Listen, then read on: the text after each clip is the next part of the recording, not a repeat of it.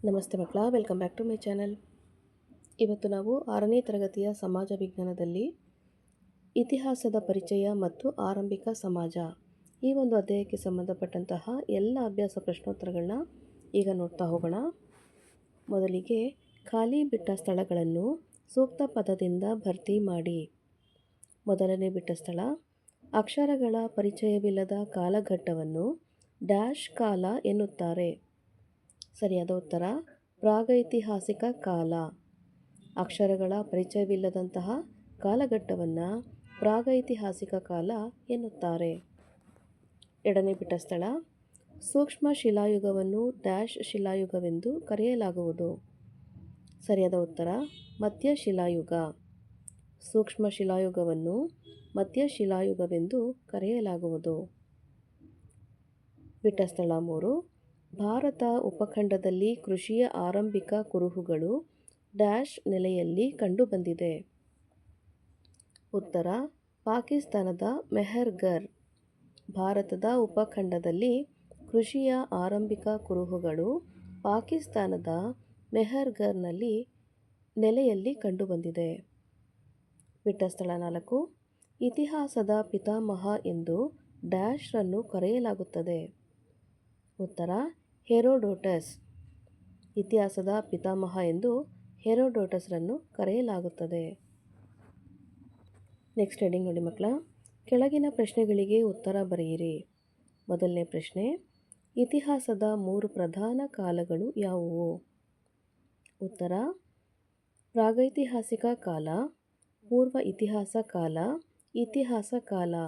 ಇವಿಷ್ಟನ್ನು 3 ಪ್ರಧಾನವಾದಂತಹ ಇತಿಹಾಸದ ಕಾಲಗಳಾಗಿವೆ. ಪ್ರಶ್ನೆ 2, ಹಳೆಯ ಶಿಲಾಯುಗದ ಮಾನವರ ಉಪಕರಣಗಳನ್ನು ಹೆಸರಿಸಿ.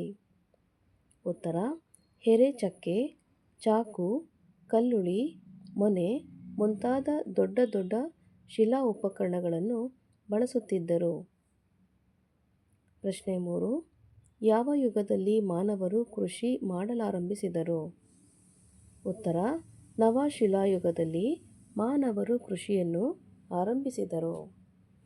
ಪ್ರಶ್ನೆ 4, ಮಾನವರು ಬಳಸಿದ ಮೊದಲ ಲೋಹ ಯಾವುದು? ಉತ್ತರ ಮಾನವರು ಬಳಸಿದ ಮೊದಲ ಲೋಹ ತಾಮ್ರ. ಪ್ರಶ್ನೆ 5 ನೋಡಿ ಮಕ್ಕಳ, ಇತಿಹಾಸದ ಪ್ರಮುಖ ಆಧಾರಗಳು ಯಾವುವು? ಇತಿಹಾಸದ ಪ್ರಮುಖ ಆಧಾರಗಳು ಅಂತ ಹೇಳಿದ್ರೆ ಸಾಹಿತ್ಯ ಆಧಾರಗಳು ಹಾಗೂ ಪುರಾತತ್ವ ಆಧಾರಗಳು. ಇದರಲ್ಲಿ ಮತ್ತೆ ಡಿವೈಡ್ ಆಗುತ್ತೆ ಮಕ್ಕಳ. ನೋಡಿ, ಸಾಹಿತ್ಯ ಆಧಾರದಲ್ಲಿ ಲಿಖಿತ ಸಾಹಿತ್ಯ ಹಾಗೂ ಮೌಖಿಕ ಸಾಹಿತ್ಯ ಅಂತ ಇದೆ.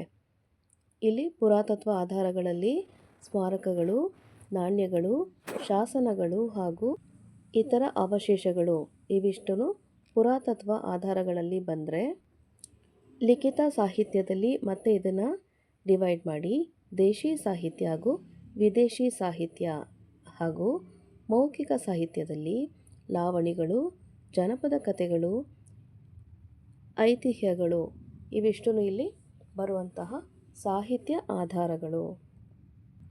ಪ್ರಶ್ನೆ 6 ನೋಡಿ ಮಕ್ಕಳ, ಪುರಾತತ್ವ ಆಧಾರಗಳಿಗೆ ಉದಾಹರಣೆ ಕೊಡಿ. ಉತ್ತರ ಸ್ಮಾರಕ, ನಾಣ್ಯ, ಶಾಸನ ಮತ್ತು ಇತರೆ ಅವಶೇಷಗಳು ಇವಿಷ್ಟನ್ನು ಪುರಾತತ್ವ ಆಧಾರಗಳಿಗೆ ಇರುವಂತಹ ಉದಾಹರಣೆಗಳು.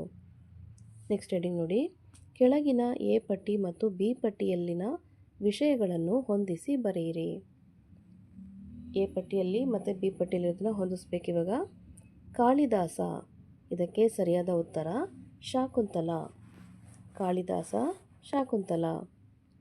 ನೆಕ್ಸ್ಟ್ ನೋಡಿ ಮಕ್ಕಳ, ಮ್ಯಾಕ್ಸ್ ಮುಲ್ಲರ್, ಇದಕ್ಕೆ ಸರಿಯಾದ ಉತ್ತರ Sacred book of the East. Max Muller, Sacred book of the East. Next James mill, ಸರಿಯಾದ ಉತ್ತರ the East India East history of India. ಮೇಲ್ಗಡೆ ಹಿಸ್ಟ್ರಿ ಆಫ್ ಇಂಡಿಯಾ ಅಂತ ಇದೆಯಲ್ಲ ಮಕ್ಕಳ, ಅದನ್ನೇ ತಗೋಬೇಕಾಗತ್ತೆ.